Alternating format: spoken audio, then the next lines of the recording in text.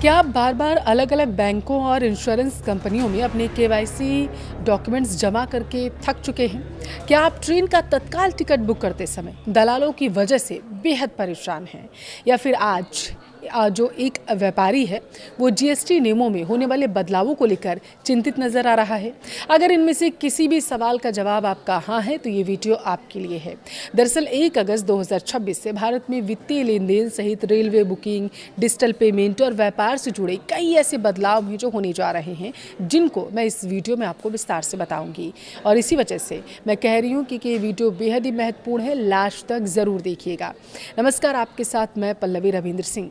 देखिए, क्या आपके साथ कभी ऐसा हुआ है? आप ज़रा सोचिए कि आप सुबह सुबह अपनी नींद खराब करके ट्रेन के तत्काल टिकट की लाइन में लगे हों और जब आपका नंबर आया हो तो पता चले टिकट तो फुल है, क्योंकि कोई दलाल आपसे पहले बाजी मार ले गया।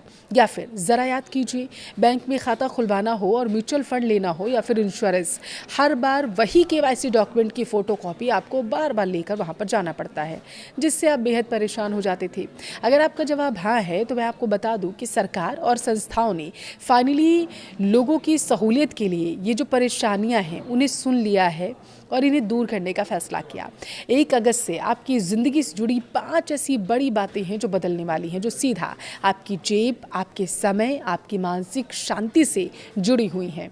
चाहे दलालों की छुट्टी करने वाला रेलवे का नया नियम हो या आपको कागजी कार्रवाई से बचाने वाला नया CKYC 2.0 सिस्टम हो। सबसे पहले और सबसे बड़े बदलाव की हम बात करेंगे जो सीधे आपकी जेब और आपके समय से जुड़ा हुआ है। सेंट्रल नो योर कस्टमर 2.0 यानी कि CKYC 2.0।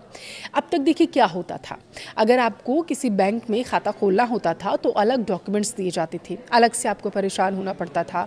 म्यूचुअल फंड में निवेश करना है तो फिर से वही प्रक्रिया आपको दोहरानी पड़ेगी, फिर फोटोकॉपी कराइए, फिर सारे डॉक्यूमेंट्स लेके आइए, यही कर रहे थे ना।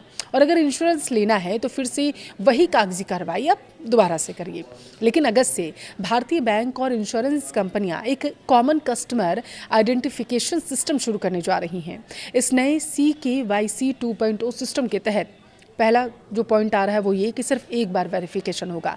संस्थाओं को सेंट्रल रजिस्ट्री से आपका डेटा हासिल करने के लिए सिर्फ आपकी सहमति यानी कि वो OTP भेजेंगे, वो आपको देना होगा।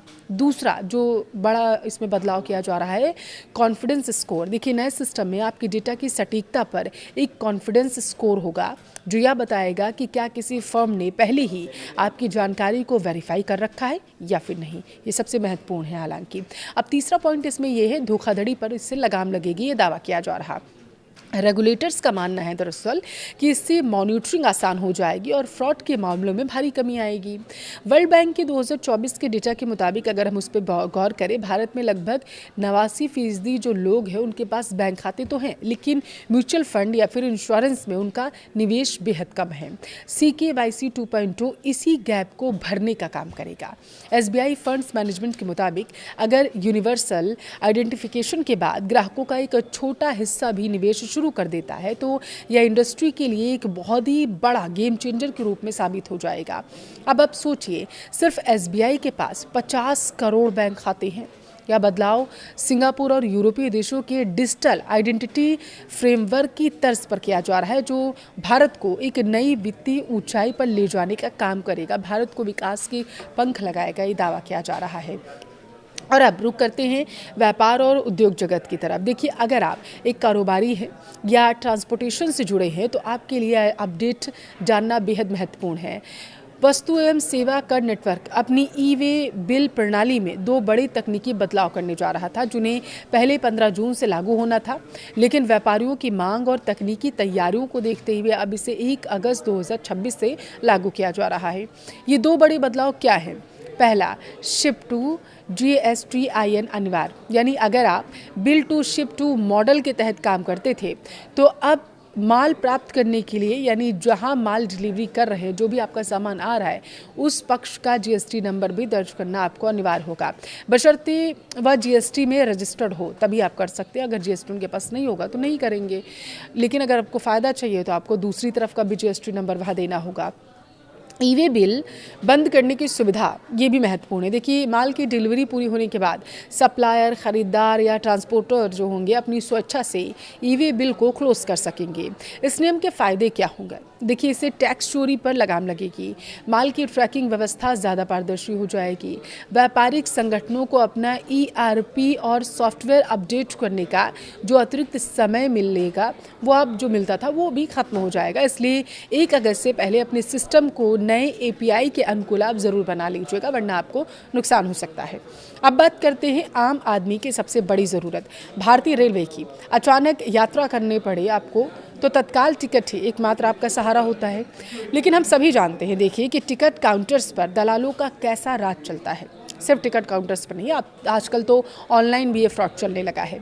इसी परेशानी को ख़त्म करने के लिए पश्चिमी मध्य रेलवे ने भोपाल मंडल के सभी आरक्षण केंद्रों पर 1 अगस्त से एक बिल्कुल ही नई टोकन व्यवस्था लागू करने का फैसला कर लिया है।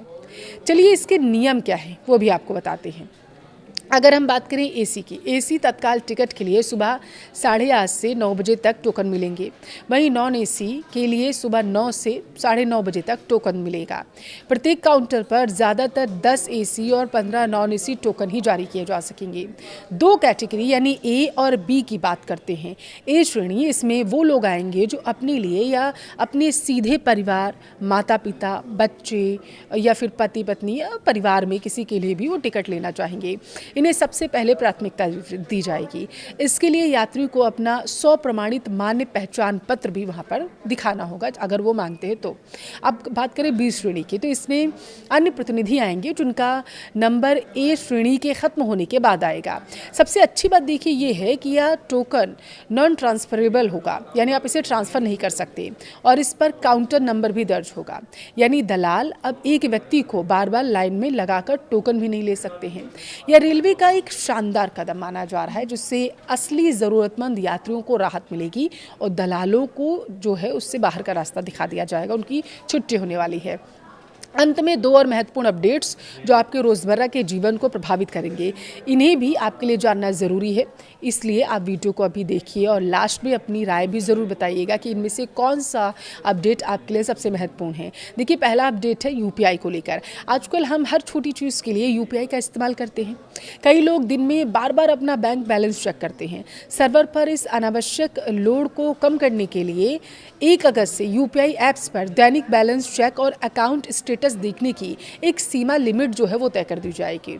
इसका मुख्य उद्देश्य ट्रांजैक्शन सर्वर को फास्ट करना होगा और क्रैश फ्री बनाना होगा।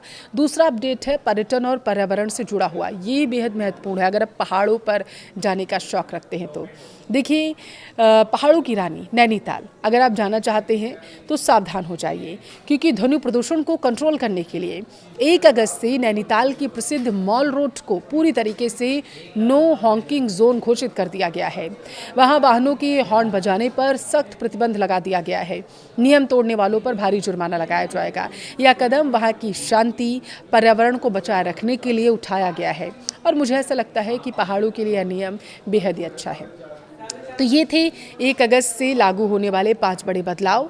एक बात हमेशा याद रखिएगा, बदलाव से घबराना नहीं चाहिए, बल्कि एक स्मार्ट नागरिक की तरह, सिटीजन की तरह हमें सभी समय बदलावों को अपना लेना चाहिए। इन बदलावों को समझने की ज़रूरत है, उनका फ़ायदा भी कैसे उठाए उसकी भी ज़रूरत है।